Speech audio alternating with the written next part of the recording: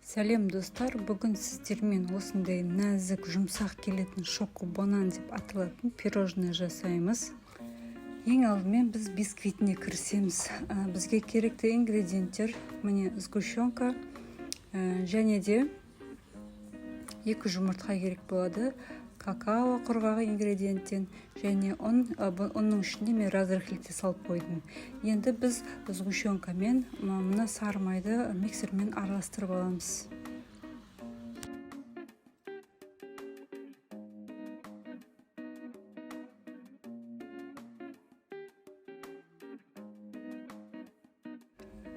Миксермен сары майымызды араластырып алдық. Енді бұған 2 жұмыртқаны жіберіп тағы да араластырамыз.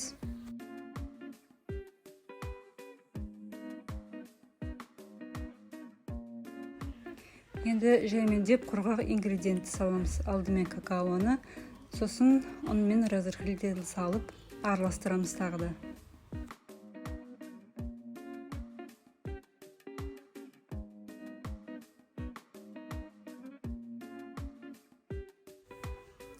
Міне осылай араластырып алдық. Массамыз осылай болып келеді. Енді бұны біз 4 бөлікке бөліп духовкада 170 градуста әрқайсысын 7 минуттан пісіріп алуымыз керек.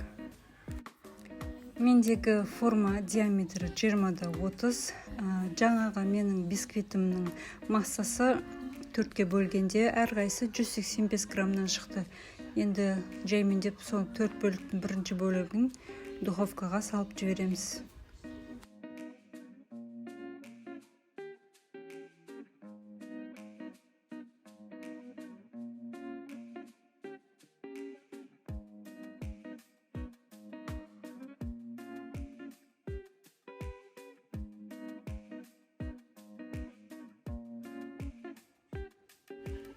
Міне біз 4 бисквиттің барлығын пісіріп шықтық. Енді біз креміне кірісеміз. Оған бізге осындай 2 банан қажет болады. 2 банан үстіне сгущенка құйып аламыз. Сгущенка мен бананды миксермен бір қалыпты қылып, бір келкі қылып араластырып алуымыз керек.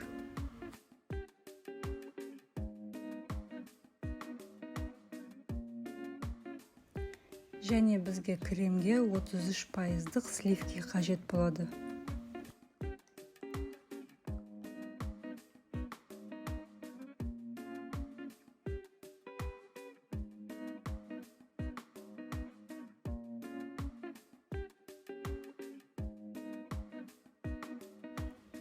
Біз сгущенка мен бананды бір келкі қылып миксермен араластырып алдық.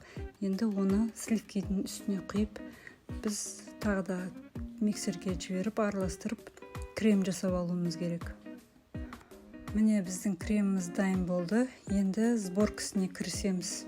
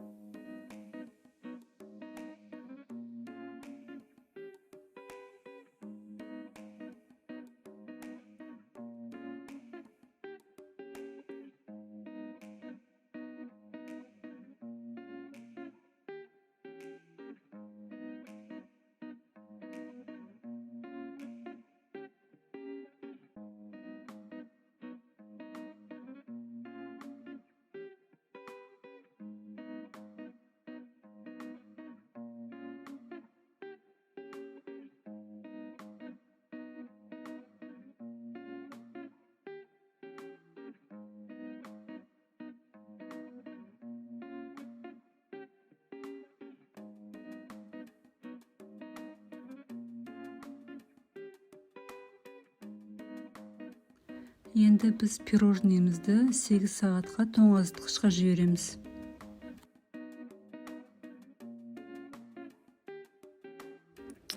Міне біздің пирожныйымыз 8 сағат тоңазытқышта тұрды.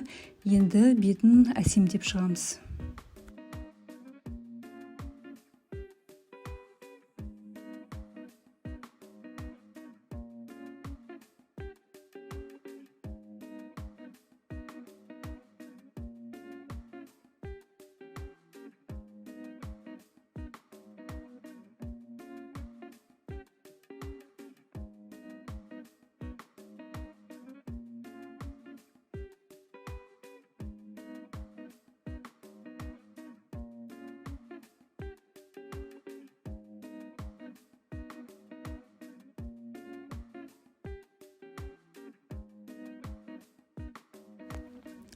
Міне мендегі қолымда болған миндальный слайсы болды.